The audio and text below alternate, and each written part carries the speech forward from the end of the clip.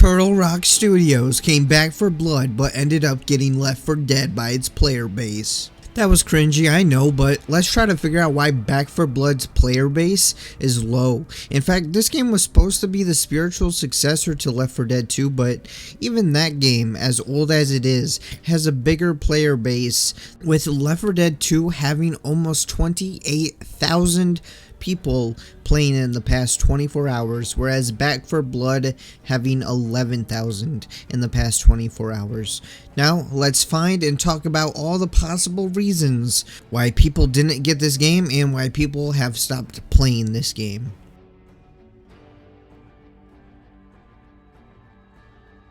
Now, these issues are not in any particular order, so let's start with the first one: spawn rate of the special infected in harder difficulties, especially nightmare difficulty, as it's almost impossible because of the amount of zombies and the amount of special infected and the amount of bullets it takes to kill these special infected, with the game right now actually being easier than the game used to be during the beta, as the beta on nightmare difficulty was basically impossible to beat. Not to mention that the difficulty is also slightly based on RNG, so if you have bad luck, the game will be even harder and even more impossible, depending on the corruption cards that you get. And because the game being so difficult on the nightmare difficulty, people are trying to exploit the game in every possible way to break the game and beat the unfair difficulties. One of the things that people do is build a speed build with the cards, and it basically allows you to move really fast, and you will just try to speed run through the map and get to the safe house, close the door, and move on. Moving on to the next one, bugs. This game has a ton of bugs that can be annoying or sometimes can even be game breaking, and some of the bugs that were in the beta are still in the game right now. The card system and the corruption card system is not balanced, it's very broken.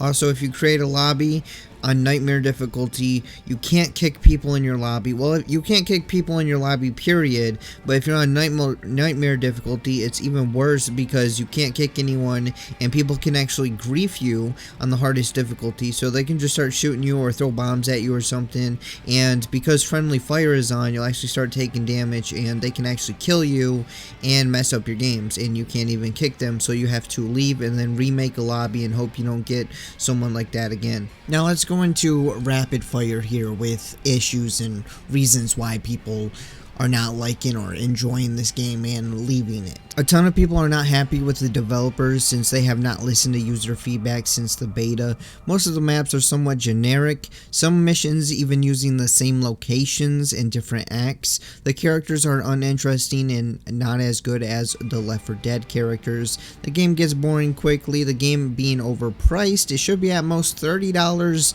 not $60+. Versus mode, period. I mean, do I even need to say anything about versus mode? But seriously, there's no versus mode in the campaign, so the versus mode that they have is way worse than Left 4 Dead. Even if they had it in the campaign, it would still be way worse than Left 4 Dead 2 because of how unbalanced and broken it is. Not to say that Left 4 Dead 2's versus mode was bad, but you think this game would improve upon what Left 4 Dead did, but somehow it's a downgrade, and somehow I'm also not surprised since Turtle Rock Studios, ever since the developers themselves have moved on from Left 4 Dead and formed the new Turtle Rock Studios, they haven't made any good games since Left 4 Dead 2.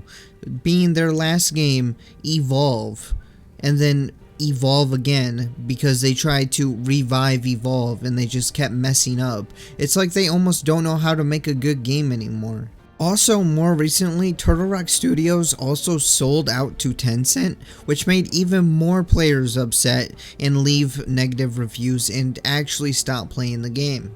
Now that is all the issues and reasons why that I'm going to go into during this video, but is that all of them? Probably not, but there is a ton there on that list already. But I think personally that one of the main reasons for this game dying quickly is because the devs simply didn't listen to the feedback the community gave them during the beta. In fact, they even did the opposite of what most people wanted, and some of the things they did listen to, they should have been fixed or changed during the beta before the game even released. Now, will Back 4 Blood get more players eventually? Maybe. It's only 3 months into its life cycle, so if they fix what they need and add a whole lot more content, maybe they can get people back, but as of right now, it seems this game will get left behind. Anyways, that's all I got to say for this video, so hope you guys enjoyed it. If you did, make sure to hit that like button, leave a comment below, tell me what you guys think about Back 4 Blood, and if you are enjoying Back 4 Blood or not. And if you haven't already, hit that subscribe button because you want to be subscribed, and I'll see you guys next time.